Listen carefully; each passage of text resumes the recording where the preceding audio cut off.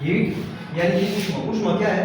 ऊष्मा एक प्रकार की ऊर्जा है जो अणु की गतिज ऊर्जा के कारण उत्पन्न होती है। अणु की गतिज ऊर्जा यानी कि काइनेटिक एनर्जी ऑफ मॉलिक्यूल्स। ऊष्मा अणु की गतिज ऊर्जा के साथ कैसे उत्पन्न होगी? ये मेरे हाथ है, जब हम अपने हाथ को ऐसे बार बार बार रगड़ेंगे तो उसमें क्या होगी? कंपन होगी। कंपन से क्या होगा? अणु की गतिज ऊर्जा उत्पन्न होगी। आप भी अपने हाथ रगड़िए, हाथ में क्या होगा? कंपन आएगी, तो वो क्या है? ऊष्मा। किसका जन्म हो रहा है? ऊष्मा, काइनेटिक एनर्जी ऑफ मॉलिक्यूल्स। ताप के अंतर का कारण ऊष्मा का प्रभाव है, यानी कि जो टेम्परेचर होगा उसका जो डिफरेंस होगा, अंतर का कारण क्या होगा? ऊष्मा का फ्लो, ऊष्मा का प्रवाह, यानी कि जो ऊष्मा का फ्लो होगा क्या होगा? ताप के अंतर का कारण। अब ऊष्मा का ऐसा ही मात्रक क्या है? ऊष्मा को जब भी मापेंगे यानी कि ऐसा ही मात्रक क्या है? जूल। और ताप का ऐसा ही मात्रक केल्विन है। केल्विन किसका मात्रक है? ताप का। जूल ऊष्मा का। अगला ये दो चित्र हमारे पास। नंबर 1 हीट यानी कि ऊष्मा, दूसरा टेम्परेचर यानी कि तापमान। पहला चित्र ये बोल रहा है कि गैस के ऊपर हमने खाली बर्तन रखा हुआ है। जब इस बर्तन को गर्म कर रहे हैं, नीचे से जो गैस ऊपर जा रही है वो बर्तन को गर्म कर रही है, वो क्या है? हीट यानी कि ऊष्मा। पहला चित्र। जब ये ऊष्मा को कॉन्सेप्ट कवर होने के बाद दूसरा आया तापमान। इसी तरह का बर्तन हमने कहाँ लिया हुआ है? दूसरे चित्र में। जब इस बर्तन को के अंदर पानी है, जब इस बर्तन को गर्म करेंगे, जब बर्तन गर्म हो जाएगा तो वो क्या होगा? हीट यानी कि ऊष्मा। लेकिन जब इस बर्तन को थर्मामीटर की सहायता से इसका तापमान मापेंगे तो क्या बोलेंगे उसको? तापमान। इसमें क्या है? सिंपल ऊष्मा। इसमें क्या है? ऊष्मा को किसमें मापा हुआ है? तापमान में, यानी कि ये थर्मामीटर का यूज किया हुआ है दो चित्र में। ऊष्मा को मापने के अन्य मात्रक भी है। नंबर 1 कैलोरी, किलो कैलोरी, और BTU। BTU यानी कि ब्रिटिश थर्मल यूनिट। 1 कैलोरी ऊष्मा कितने जूल के बराबर होती है? 1 कैलोरी ऊष्मा बराबर है 4.18 जूल के बराबर होगी। दूसरा 1 जूल बराबर है 0.24 कैलोरी। और अब ऊष्मा यानी कि हीट मापने के 3 मेथड है। कौन से? नंबर 1 कितने प्रकार है ऊष्मा के? 3 प्रकार। नंबर 1 चालन, संवहन और विकिरण। चालन को इंग्लिश में बोलते हैं कंडक्शन, संवहन यानी कन्वेक्शन, विकिरण यानी रेडिएशन।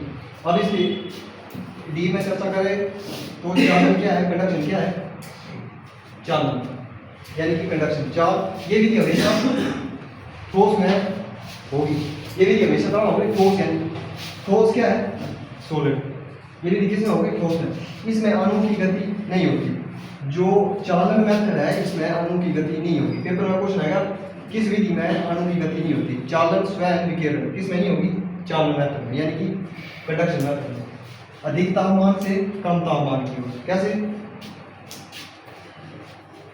मेरे पास दो चीजें हैं। एक लोहे का टुकड़ा यानी कि कोई सरिये का पीस है, वो दूसरा है बर्तन, यानी कि बर्तन को मैंने डिनोट किया है फ्राई पैन से। अब इस फ्राई पैन को मैंने कहाँ पे चढ़ाया है?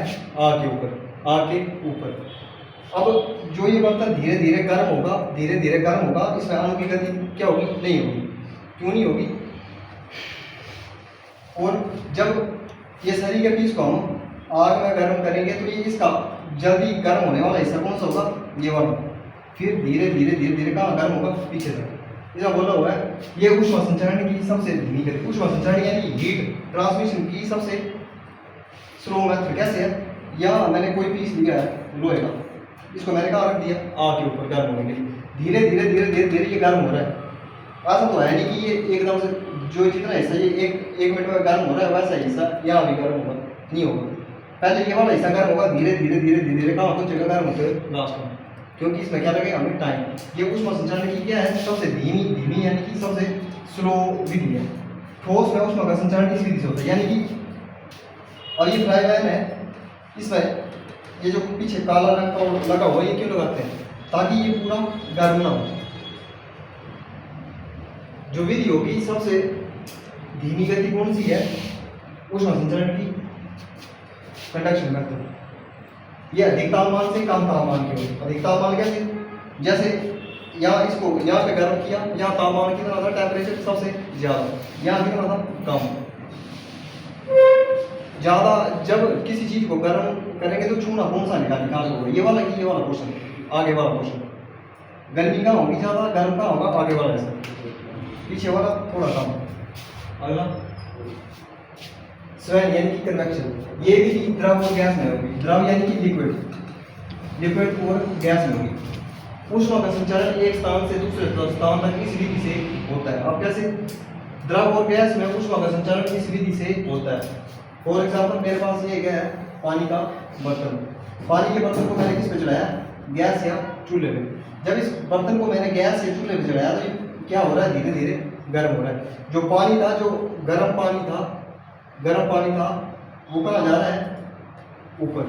और जो ठंडा पानी है वो कहाँ आ रहा है, नीचे। ये क्या हो रही है, सारी अणु की गति। अणु की गति के कारण ही गर्म पानी ऊपर, ठंडा पानी नीचे। गर्म यानी कि जो भारी, जिसका वेट ज़्यादा था, ज़्यादा वेट था वो नीचे आ गया, इसका वेट कम हो गया, गर्म हो गया, वो कहाँ चला गया, ऊपर। इसमें क्या है, ये विधि ऐसी कौन सी विधि है जो द्रव और गैस में पाई थी, कौन सी? स्वयं विधि, कन्वेक्शन मेथड। ऊष्मा का संचारण एक स्थान से दूसरे स्थान, एक स्थान या ऊष्मा का अणु की गति एक स्थान से घूम रही है, यहाँ से ऊपर वाले नीचे आ रहे, नीचे वाले ऊपर जा रहे, ये क्या है, ऊष्मा संचारण की विधि। अगली विकिरण यानी कि रेडिएशन, इंग्लिश में, हिंदी में विकिरण, इंग्लिश में रेडिएशन। ये ऊष्मा संचारण की सबसे तेज विधि है। पेपर में आएगा ऊष्मा संचारण की सबसे तेज विधि कौन सी, चालन विधि, स्वयं विधि या विकिरण विधि। आंसर लगेगा विकिरण विधि। ये ऊष्मा संचारण की सबसे तेज विधि है। सूर्य की ऊष्मा पृथ्वी तक विकिरण के रूप में पहुंचती है, कैसे?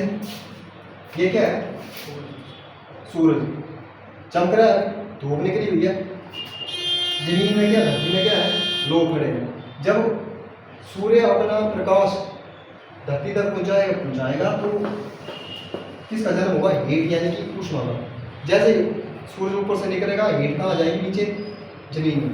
यानी कि जो गर्मी कैसे लगती है, सूर्य का प्रकाश हमारे ऊपर पड़ेगा तभी गर्मी होगी, उसको क्या बोला हुआ है, रेडिएशन मेथड यानी कि किरण। भट्टी में आग जलाने पर जो ऊष्मा मनुष्य तक पहुंचती है उसे क्या कहते हैं, विकिरण मेथड। कैसे? ये आग जलाई हुई है चारों ओर और यहाँ हम खड़े हैं। जब हम इस आग को सेकेंगे, भट्टी को सेकेंगे तो कहाँ से सेकते हैं, दूर। यहाँ भट्टी, यहाँ हम, कितना स्पेस है, दूर से ही हीट आ रही है, तो वो कौन सा मेथड है, विकिरण मेथड। क्वेश्चन बनने वाले यहाँ किस विधि में अणु की गति नहीं होती है, किस विधि में अणु की गति नहीं होती है, चालन विधि। फिर अगला, ऐसी कौन सी विधि है जिसमें ऊष्मा का संचारण सबसे तेज गति से होता है, विकिरण। सबसे कम स्वयं, सबसे, यहाँ देखो, जो ऊष्मा का संचारण सबसे फास्ट होगा रेडिएशन मेथड में, यानी कि विकिरण। उससे थोड़ा कम होगा किसमें, कन्वेक्शन यानी कि स्वयं मेथड में। और ऊष्मा की सबसे धीमी गति कौन सी होगी, चालन विधि। क्लियर?